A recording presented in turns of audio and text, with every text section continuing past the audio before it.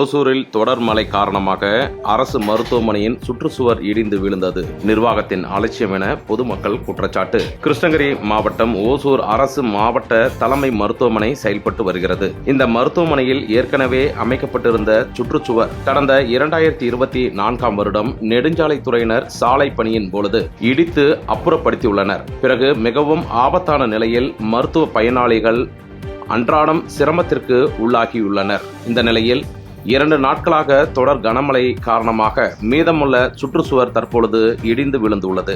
இதன் இடிபாடுகளில் சிக்கி சாலையோரத்தில் நிறுத்தப்பட்டிருந்த தள்ளுவண்டி மற்றும் மின்கம்பம், இருசக்கர வாகனங்கள், மருத்துவமனை சார்பில் வைக்கப்பட்டிருந்த விளம்பர பதாகைகள் ஆகியவை சேதமடைந்துள்ளது.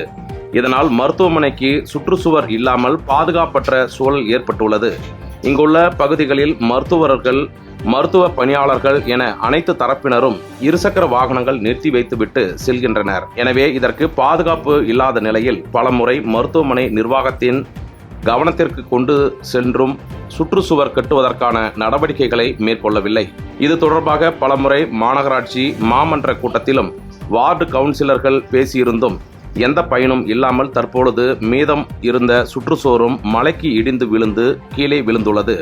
எனவே இதனை மாவட்ட நிர்வாகம் கவனத்தில் எடுத்துக்கொண்டு முன்னுரிமையோடு போர்க்கால அடிப்படையில் இதற்கு சுற்றுச்சுவர் அமைக்கும் பணியை மேற்கொள்ள வேண்டும் என இப்பகுதி மக்கள் கோரிக்கை விடுத்துள்ளனர்.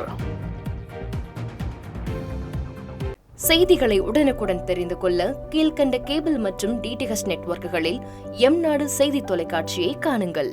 பாதகம் செய்பவரை கண்டால் நாம் பயம் கொள்ளலாகாது பாப்பா. மோதி மிதித்துவிடு பாப்பா, அவர் முகத்தில் உமிழ்ந்து விடு பாப்பா. அண்மை செய்திகளை உடனுக்குடன் தெரிந்து கொள்ள இணைந்திருங்கள் எம்நாடு தொலைக்காட்சியுடன்.